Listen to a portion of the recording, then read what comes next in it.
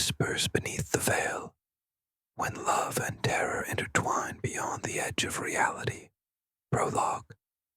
They say love opens doors, but no one ever warns you that some doors should never be opened. The ancient Greeks believed in something they called pharmakon, a substance that was simultaneously remedy and poison. Love is such a substance.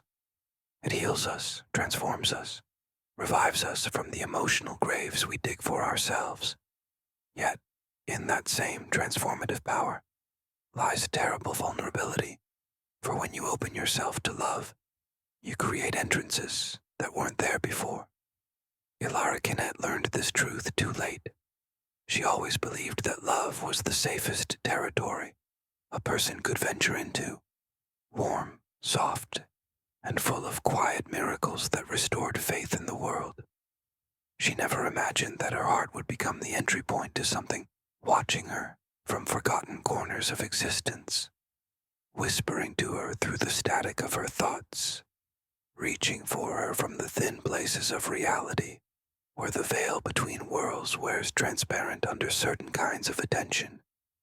And it all began the night she fell in love with a man who didn't belong to this world.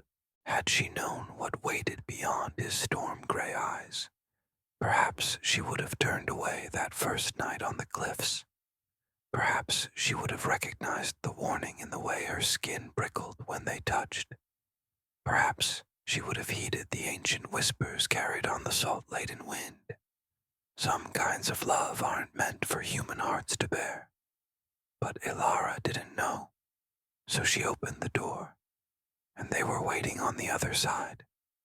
Part 1. The First Shadow. Elena moved to the old coastal town of Black Ridge in early autumn, when the summer tourists had retreated, and the true face of the town emerged like a creature rising from deep waters. The quaint seaside charm gave way to something more authentic and far more unsettling.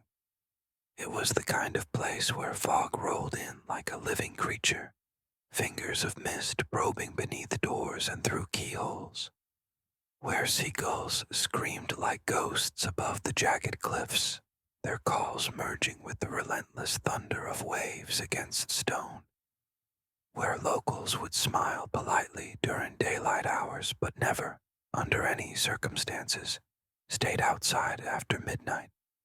She didn't care about the town's peculiarities or the way elderly shopkeepers would subtly cross themselves when she mentioned the cliffside house she'd rented. She came here to heal. A year earlier, her mother had died unexpectedly in her sleep. Here one moment, speaking to Elena on the phone about Christmas plans. Gone the next morning when Elena arrived with coffee and pastries for their weekly breakfast. The doctors called it an aneurysm. Quick, painless, the kind of death most would wish for, they assured her. But there was nothing merciful in the way her mother's absence had hollowed out Elena's existence. She had spent the following months drifting through life like a ghost herself, half present, half lost, in the smothering cloud of grief that followed her everywhere. Her therapist told her she needed a change, space, and quiet. Blackridge had all three in abundance. She rented a small Victorian house perched precariously near the cliffs, its weathered blue paint peeling like skin from old bones. A lonely place, but peaceful. The windows faced the ocean, and at night, the moon cast silvery paths across the churning waters that seemed like invitations to walk into another world. The first night she moved in, after unpacking only the essentials, she walked toward the shoreline. The path from her back door wound through tall grasses that whispered secrets to each other in the wind. The evening air was thick with the salt and the decay of seaweed, the honest smell of the ocean, not the sanitized version tourists experience during daylight hours. The wind slapped against her cheeks, stinging but somehow clarifying, as if each gust blew away a layer of grief that had accumulated like dust on her soul. That's when she saw him, a tall silhouette standing on the rocks that jutted out over the foaming waters facing the sea. His outline was stark against the darkening sky, the last purple light of sunset illuminating the edges of his form while leaving the rest in shadow, not moving, not even swaying with the wind that whipped his dark coat around his legs. At first, she thought he was just another lonely soul, drawn to the raw power of the waves, seeking solace in the ancient rhythm of water against stone. But something about the way he stood, perfectly still, as if he were part of the cliff itself, made her chest tighten with an unease she couldn't name. Then he turned. His face came into view, softly illuminated by the rising moonlight that seemed to caress his features with unusual tenderness, as if the night itself favored him. He was beautiful, almost unnervingly so. Sharply defined features that belonged in a Renaissance painting, not on a windswept cliff in a forgotten coastal town. Storm-gray eyes that somehow caught the moonlight and reflected it back with an intensity that made her breath catch. Hair that moved like shadows around his face, darker than the night surrounding them. Didn't expect to meet anyone out here, he said with a gentle smile that transformed his face from something ethereal to something warm and present. His voice, deep, warm, almost musical in its resonance. It wrapped around her like velvet, somehow cutting through the constant crash of waves below, as if the ocean itself had quieted to let him speak. Same, she replied, trying not to sound as startled as she felt. I just moved in today. Needed some air. He nodded, understanding in his gaze. This place has that effect. The sea calls to certain people. A pause, then. I'm Aiden. Alara. Their hands touched briefly in a greeting that should have been casual, but the moment their skin connected, she felt a strange vibration travel through her, from fingertips to spine, like static electricity, but more deliberate, like a whisper against her soul. Aiden blinked, looking surprised by the contact too, but said nothing more about it. Instead, they stood in comfortable silence, watching the moon climb higher over the restless sea. That night, Alara returned home thinking she had just experienced the first spark of something she hadn't felt in years. A connection, a possibility. But she didn't know that Aiden had been watching her long before she ever saw him, had been waiting for her arrival with the patience of something that measures time differently than humans do. As she slept that first night in Blackridge, the shadows in the corners of her bedroom grew deeper, darker, and if she had woken, she might have noticed how they seemed to pulse, with a rhythm that matched her heartbeat, how they stretched toward her bed like curious fingers before retreating with the approach of dawn. She might have noticed that something had followed her home. Part 2. Love blooms where shadows gather. Over the next few weeks, Aiden and Alara grew close with the accelerated intimacy that sometimes happens between two people who recognize something essential in each other. Their connection seemed to bypass the usual cautious dance of new relationships, moving directly to a harmony that felt both strange and inevitable. He always seemed to know exactly when she needed company and when she needed solitude, when she craved conversation and when words would only intrude on her thoughts, when to appear at her door with coffee and when to meet her silently on the cliffs, letting the wind and waves speak for them both. They walked together often along the winding paths that skirted the edge of the cliffs, sometimes speaking for hours about everything and nothing, sometimes saying nothing at all. In those silent moments, Ilara felt a communication beyond words, as if their very presence beside each other conveyed more than language ever could. He was mysterious, yes, offering little about his past or how he came to Blackridge, but he was also gentle in ways that soothed the jagged edges of her grief, kind in ways that asked for nothing in return, attentive in ways that made her feel truly seen for the first time since her mother's death. Ilara started smiling again, really smiling, not the perfunctory curve of lips she had mastered for the benefit of concerned friends. She found herself laughing at small absurdities, the indignant expression of a seagull robbed of its prize, the way her hair refused to stay tamed in the constant ocean wind. She began sleeping through the night without the nightmares that had plagued her for months. Aiden felt like a balm on a wound she didn't know how to heal, like cool water after a fever, like light returning after endless darkness. Until the shadows came. It started small, as these things often do. Flashes of movement in the corner of her eye that vanished when she turned to look. Dark shapes standing at the edge of her yard at twilight. Too tall and too still to be human visitors, gone when she blinked. A tall figure watching her bedroom window from the garden below, visible only as a deeper darkness against the night. She told herself it was imagination, or tricks of the light peculiar to this coastal town. The grief counselor had warned her that emotional distress could sometimes manifest as visual disturbances. Nothing to worry about, she assured herself, just her mind processing trauma in its own mysterious way. But the shadows grew bolder, more distinct, more aware. The first time she mentioned it to Aiden was an evening in late October.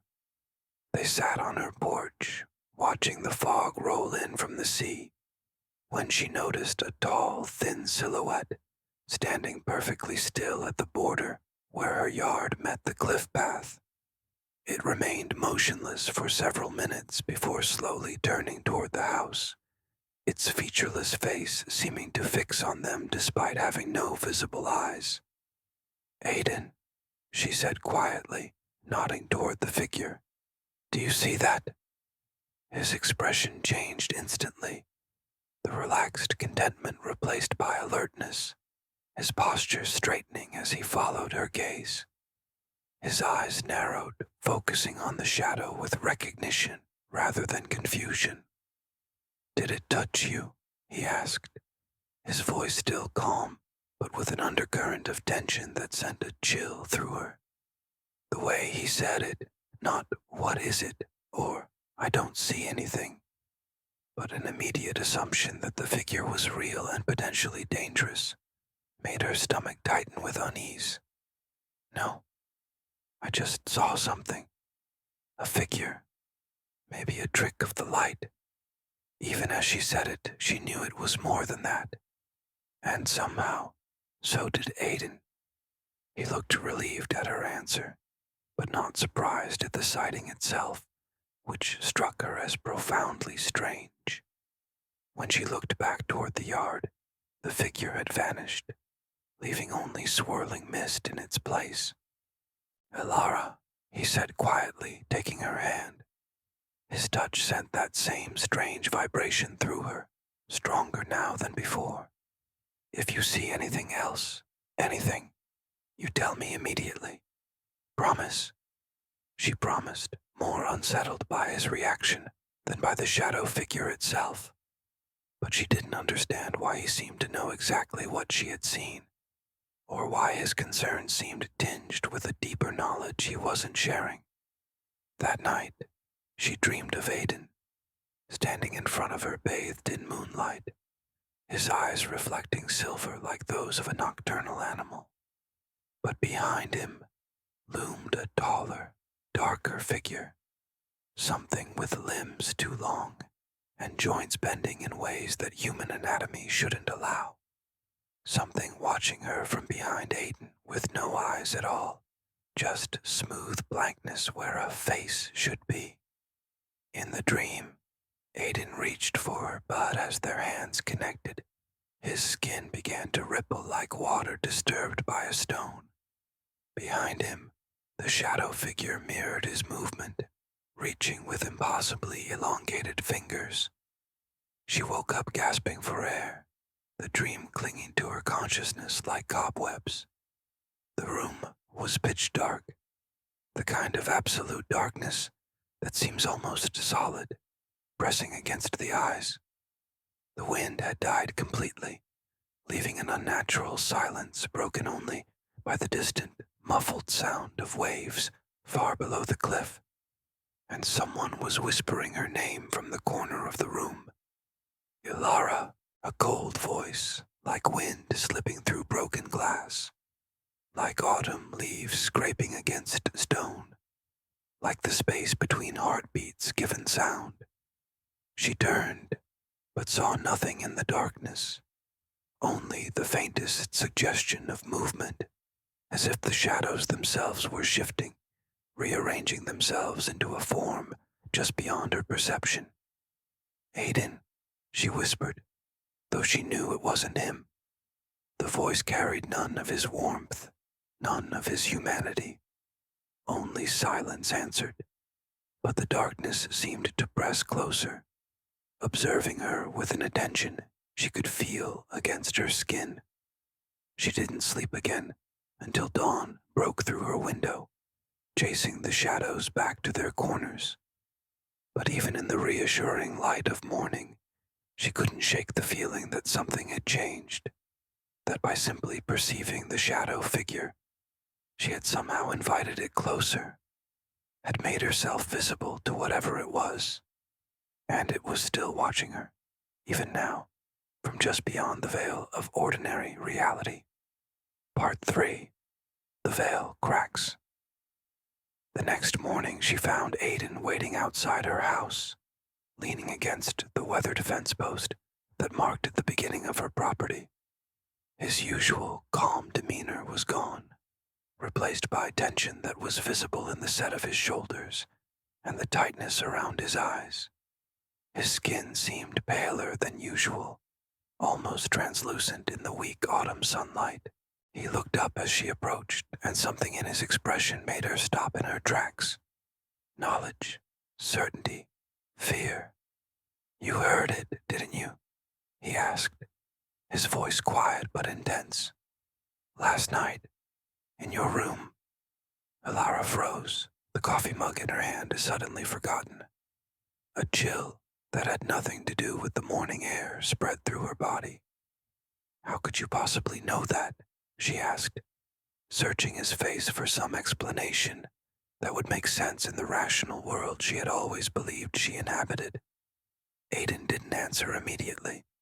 Instead, he closed the distance between them and placed his hand on her cheek, warm, calming, reassuring with its solidity. Yet she felt that same static vibration as before, stronger now, like a current passing between them. "Ilara," he began, his voice heavy with reluctance. "I'm not who you think I am." Her stomach dropped, the familiar words triggering all the usual fears of deception and betrayal. But something told her that whatever secret Aiden was about to reveal went far beyond ordinary human complications. "What are you talking about?" she asked, working to keep her voice steady. Aiden took a slow breath, as if forcing the truth out against powerful resistance. His eyes never left hers, and in them she saw something ancient and weary beneath his youthful appearance. "You're seeing shadows because they're looking for me," he said finally. "And they know you can see them now, too. Because of me. Because we've connected." "What shadows? What are they?" Her voice rose slightly, the coffee mug trembling in her grip. Aiden looked into her eyes, and for the first time, she saw real fear in his. not the mundane concerns of human existence, but the deep terror of something that knows exactly what it fears and why. Entities, he said, the word falling between them like a stone. From the other side of the veil, they exist alongside our reality, but separate from it. They've been following me since the day I crossed into this world. She stepped back involuntarily, creating space between them as her mind struggled to process his words. Crossed? Aiden, what does that mean? It means I'm not originally from here, he whispered, glancing around as if worried about being overheard by something other than human ears. And they want to drag me back, no matter what it costs, no matter who gets hurt in the process. Her heartbeat thundered in her ears, drowning out the distant sounds of the sea. She wanted to laugh, to dismiss his words as madness or an elaborate joke, but the shadows she'd seen, the whispers in the darkness, the strange energy she felt whenever they touched. You're joking, she said, but her voice held no conviction. Part of her already knew, had perhaps always known on some level, that there was something fundamentally different about Aiden. I wish I were, he replied, his expression somber. A sudden, sharp cold washed over them both like a wave, raising gooseflesh on Alara's arms despite her warm sweater. The air around them shimmered, like heat rising from pavement in summer, but with an oily, unnatural quality to the distortion. And from the edge of the cliff beyond her yard, a tall, thin silhouette rose into view, not walking, but simply ascending, as if being lifted by unseen hands. Its form shifted constantly, flickering like static on an old television, features blurring and reshaping with each movement. It stood impossibly still while simultaneously trembling with constant motion. And it was watching them. She couldn't see eyes in its featureless face, but she could feel the weight of its attention, like physical pressure against her skin. Alara grabbed Aiden's arm instinctively, fingers digging into his sleeve. What is that? She asked, unable to look away from the impossible figure. One of them, he said through clenched teeth, positioning himself slightly in front of her in a protective gesture. A shade.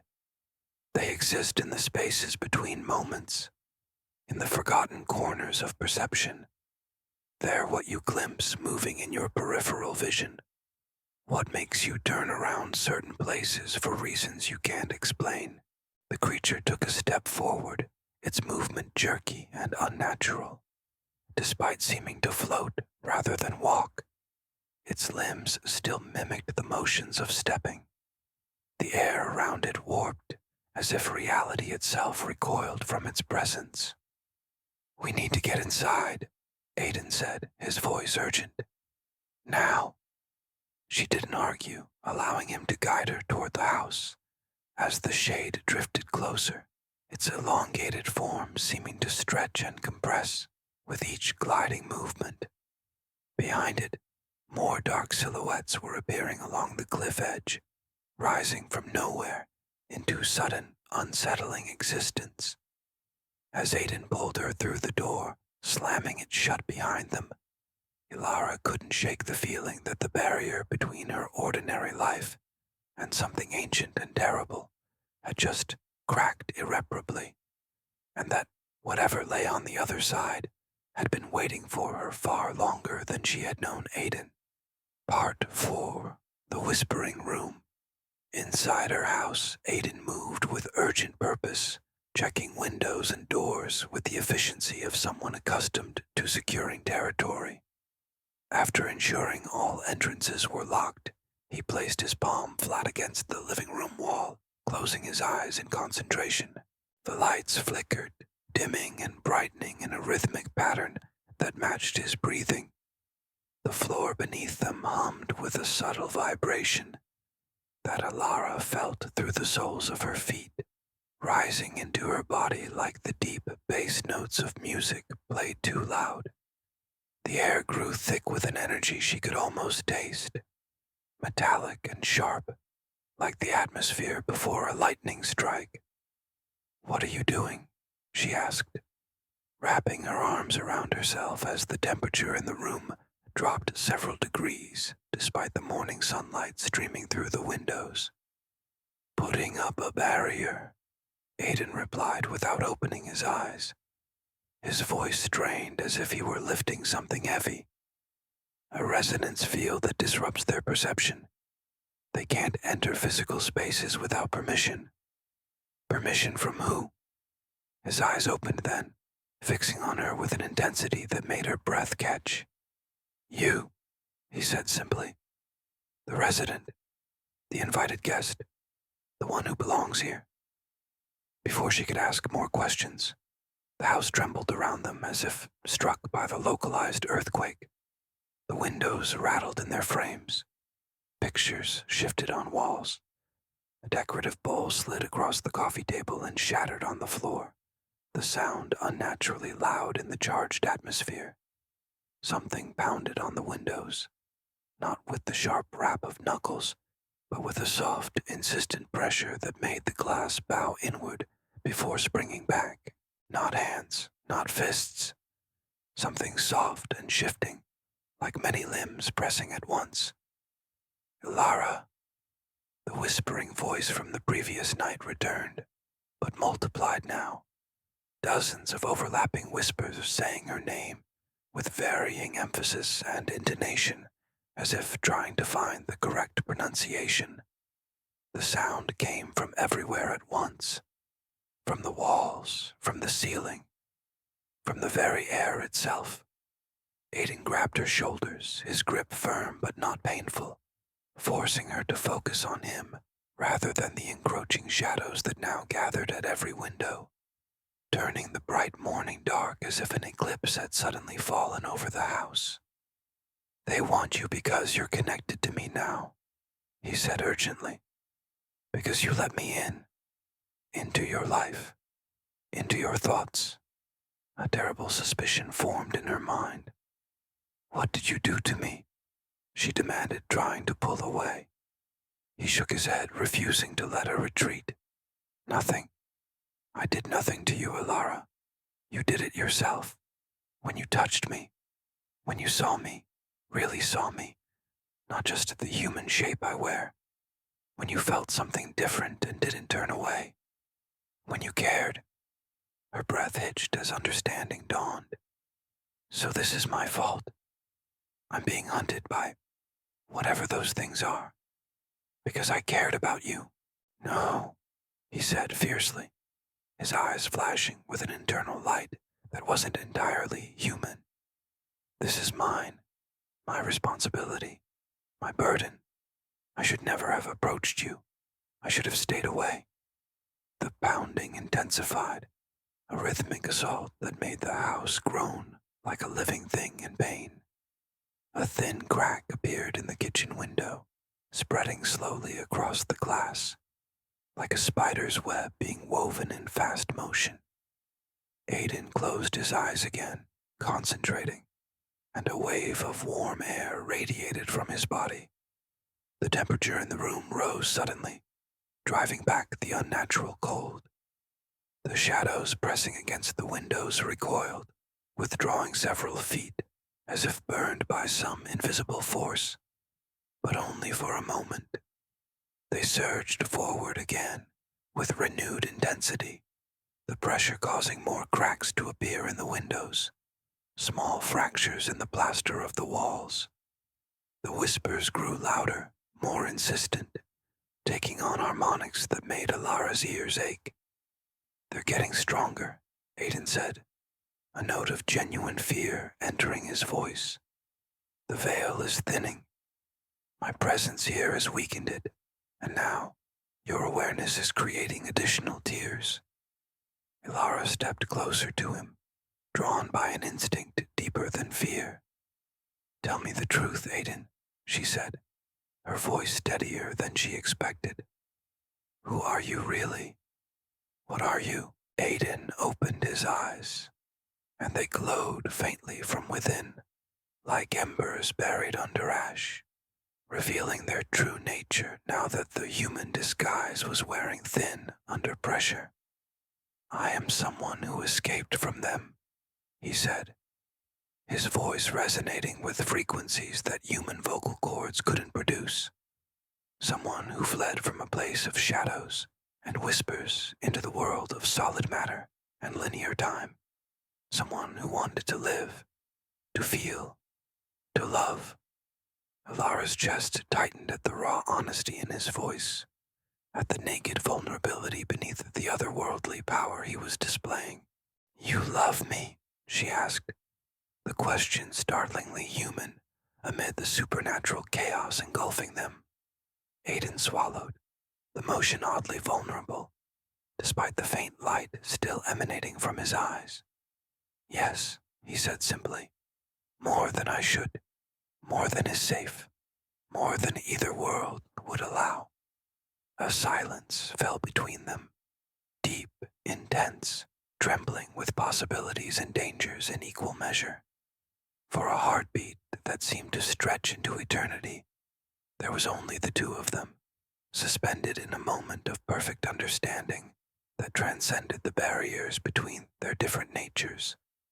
Then the room went ice cold, frost forming instantly on the windows, creeping across the surfaces like living things. And the shadows began to speak. Part Vive, the voices beyond the veil.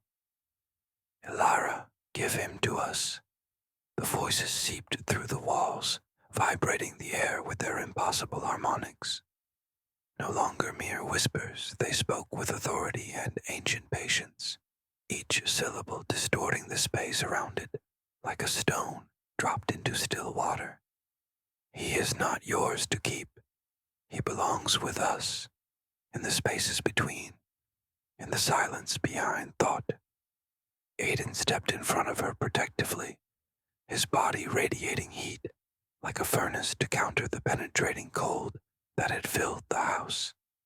His outline seemed less solid now, blurring slightly at the edges as if his true form was struggling to maintain the human shape he had adopted.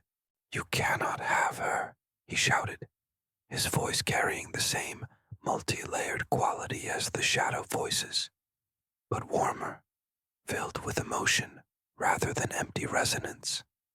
She is under my protection. The house shook violently in response, as if the very foundations were being torn from the earth. Objects fell from shelves. A lamp crashed to the floor. Furniture slid across hardwood as if pushed by invisible hands. Outside, beyond the frost-covered windows, more silhouettes had appeared. A second joining the first, then a third, then a dozen or more, crowding the yard, pressing closer to the house, their elongated forms bending in impossible ways as they moved. Tall, twisted, wrong. Their presence bent light around them, created distortions in the air that hurt the eyes to look at directly. Some were vaguely humanoid, while others resembled no living creature Elara had ever seen. Assemblages of limbs and angles that defied anatomical logic, forms that shifted and rearranged themselves with every movement. Elara clung to Aiden, her fear mingling with a strange, inexplicable fascination. These entities were terrifying, yes, but also mesmerizing in their alien beauty, in the way they moved through the space as if subject to different physical laws. What do they want from you? She asked, her voice barely audible above the cacophony of whispers and the creaking protests of the house's structure. My existence, Aiden whispered back, his eyes fixed on the windows where the shadows pressed closest. My return. I broke a fundamental law by crossing the veil, by taking solid form, by experiencing time as humans do, moment by moment, heartbeat by heartbeat, rather than all at once. They want to reabsorb me, to erase the individual I've become. And me, Ilara asked, already suspecting the answer from the way the voices called her name with such hungry insistence. Aiden didn't answer immediately, his hesitation more frightening than any immediate response could have been. She grabbed his face with both hands, forcing him to look at her instead of the encroaching shadows. Aiden, what do they want with me? His expression was pained, torn between the need for truth and the desire to protect her from it. Because you can see them now. Because you've become aware of the veil between worlds. They want to claim you too. His voice dropped lower, filled with regret. They want to pull you into the spaces between, where time doesn't move as it does here, where you would exist forever, neither living nor dead, suspended in eternal awareness without the release of change or growth. Her blood ran cold at the thought, an eternity as a consciousness trapped between moments, never moving forward, never finding peace.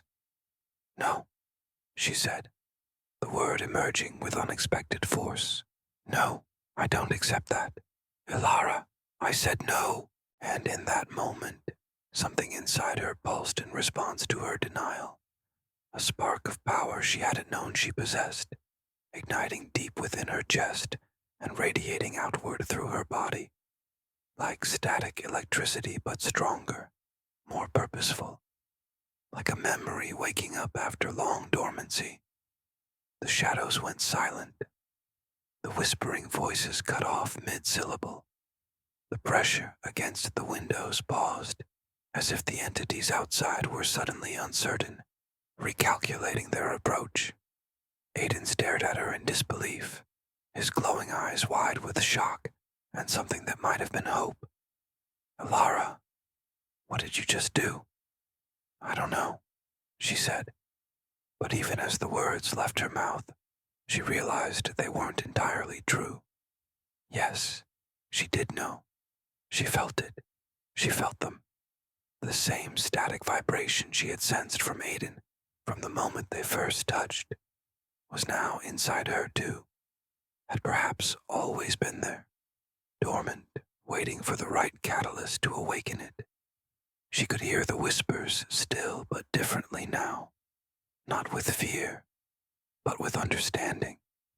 The overlapping voices resolved themselves into patterns, into something almost like language but operating on principles more fundamental than human speech.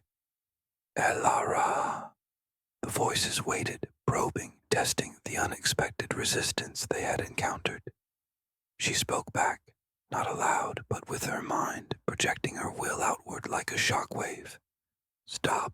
The shadows froze, their constant shifting motion, suspended as if time itself had paused for them while continuing for the human world.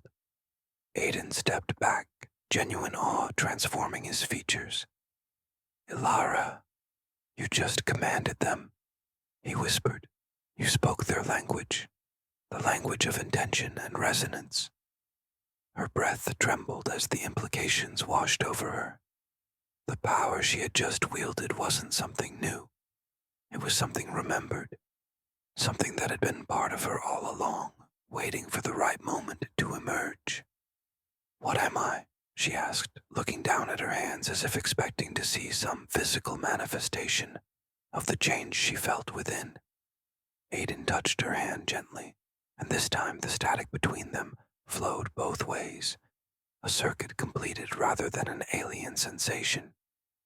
You are becoming like me, he said softly. Or perhaps you always were, in some essential way. Some humans carry the resonance within them naturally, the potential to perceive beyond the veil, to interact with the spaces between. Most never know it's there, but when they encounter someone like me, someone who exists in both states simultaneously, he didn't need to finish. Ilara understood. Her connection to Aiden had awakened something dormant within her, had tuned her perception to frequencies most humans never accessed, had made her visible to the shadows, but had also given her the means to resist them. Is that why you were drawn to me? She asked, uncertain whether to feel betrayed or grateful. Because you sensed this potential. I was drawn to you because you were alone, he said simply. As was I. Two solitary beings seeking connection in a world that felt increasingly foreign. I didn't know what you carried within you until the moment we touched. By then, it was already too late. For both of us, the shadows outside began pressing forward again, recovering from their momentary paralysis.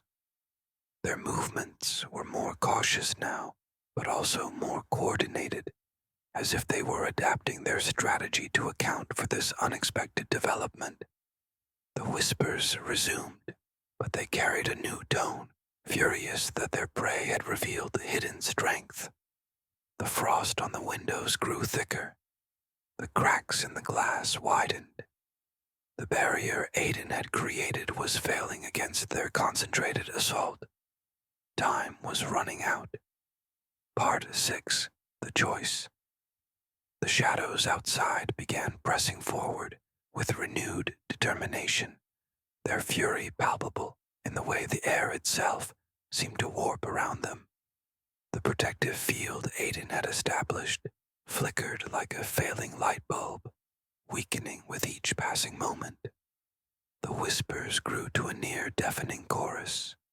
Hundreds of voices layered atop each other in a cacophony of harmonics that made the house vibrate at its foundation. Return, return, bring him back, come with us, see beyond the veil, live forever in the spaces between heartbeats. Aiden pulled Alara close, his body still radiating unnatural heat against the encroaching cold. She could feel his heart beating against her chest, too fast, too rhythmic to be entirely human, but comforting in its solid reality. There are only two ways this ends, he said quietly, his mouth closed to her ear so she could hear him over the voices. Either they take us both, drag us back to the threshold realm where they exist, or we cross the veil together, on our terms. And what happens if we cross? She asked, clinging to him as the floor beneath them began to tremble with increasing violence. I don't know, he admitted, the uncertainty in his voice more frightening than any of the supernatural horrors surrounding them. I've only crossed once, from there to here. The journey nearly destroyed me. Going back, together, I can't promise where we'll end up or what we'll become. A window shattered in the kitchen, shards of glass exploding inward with such force that they embedded themselves in the far wall. Cold air rushed in, carrying with it the oily, shifting presence of the shadows as they began to seep through the opening, like smoke given malevolent purpose. Outside, the shades shrieked, high, metallic, piercing sounds that bore no resemblance to any living creature's cry. The sound cut through Ilara's mind like a physical pain, making her vision blur and her knees buckle. Aiden held her upright, his own face contorted in pain as the sound affected him even more severely. His edges began to blur more pronouncedly, his human form becoming translucent in places, revealing glimpses of something luminous and complex beneath the surface, his true nature beginning to show through as the veil between worlds grew thinner. I can't hold them back much longer, he gasped. The barrier is failing. They're calling to the part of me that still belongs to their world, pulling at me. Alara closed her eyes, trying to center herself amid the chaos. She could feel it too, not just the external assault, but something inside her responding to the call of the shadows. The newly awakened awareness within her was drawn to the spaces beyond ordinary reality, curious about the threshold realm that existed parallel to the human world. For a terrifying moment, she wondered if she should let go, if whatever she was becoming might find its true home in that place of shifting forms and non-linear existence. If perhaps the human life she had led was merely preparation for something vaster and more profound. But then she felt Aiden's arms around her, solid and warm. She heard his breathing, ragged but determined.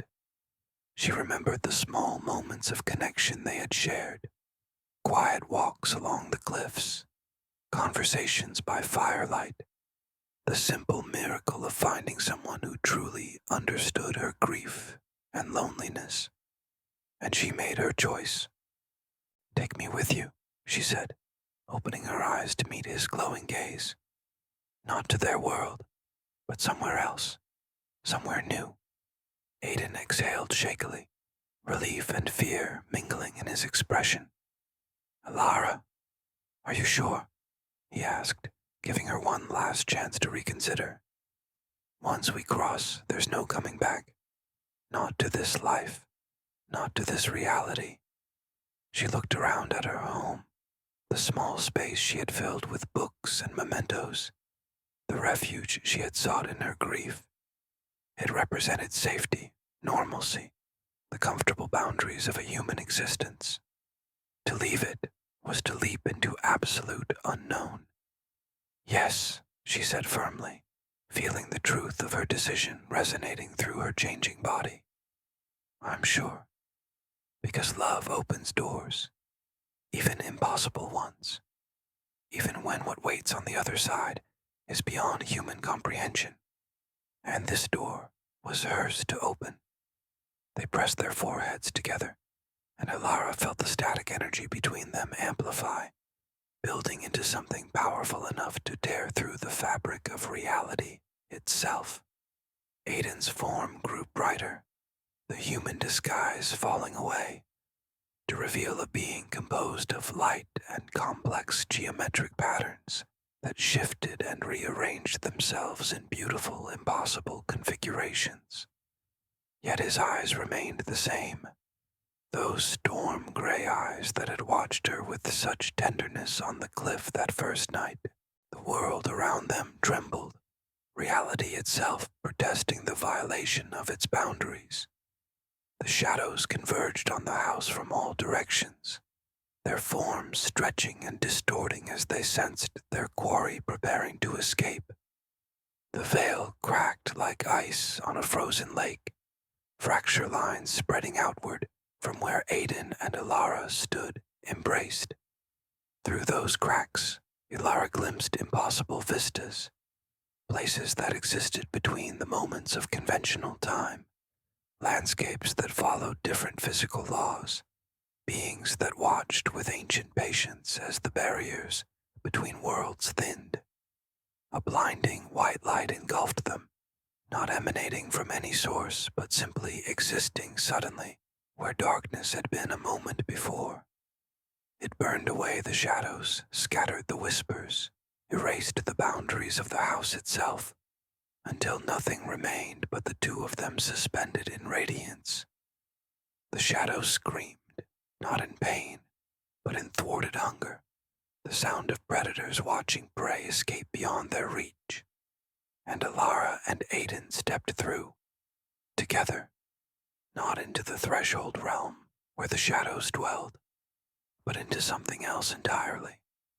A third possibility that existed neither in human reality nor in the spaces between, but in a new configuration created by their unique bond. A being of shadow and light, joined with a human who carried the resonance of both worlds within her. They passed beyond the boundaries of their separate existences and into something that had never existed before. The light collapsed behind them, sealing the doorway they had created. And for a moment, that contained eternity, they were free. Epilogue. The empty house. When the neighbors finally reported Elara missing, after 3 days of unanswered calls and accumulated mail, the local police forced entry into the cliffside house with the peeling blue paint. What they found defied easy explanation. The house was perfectly intact. No broken windows, no shattered furniture, none of the destruction that had occurred during the Shadow's assault. Everything was in its proper place, as if the owner had simply stepped out for a moment and would return at any second. But something was wrong, something that made even the most hardened officers uneasy, though they struggled to articulate exactly what disturbed them so deeply about the empty house. The windows were frosted despite the mild autumn weather, delicate patterns like ferns spreading across the glass from the inside out. The walls were covered with hairline cracks that formed intricate, almost mathematical patterns, like eggshells ready to hatch something that had grown too large for its container. And inside her bedroom, something impossible had been left behind. A thin black silhouette was burned into the plaster of the wall opposite her bed, as if pressed there by a creature made of smoke and shadow. The silhouette was humanoid, but wrong. Limbs too long, joints bent at impossible angles, head elongated and featureless. It was oriented horizontally, as if it had been walking across the wall itself when frozen in place. No forensic technique could explain the phenomenon. The material had been altered at the molecular level, transformed into something that absorbed all light without reflection. Photographs of the silhouette developed blurry and distorted, no matter what equipment was used. Electronic devices malfunctioned in its presence. No bodies were ever found. No evidence of violence or struggle. No explanation for where Ilara Kinnett had gone, or why her home felt so fundamentally wrong to anyone who entered it. The case eventually went cold, filed away with other unsolved disappearances that occasionally troubled the small coastal town. The house remained empty, no one willing to purchase it despite the attractive price and ocean views.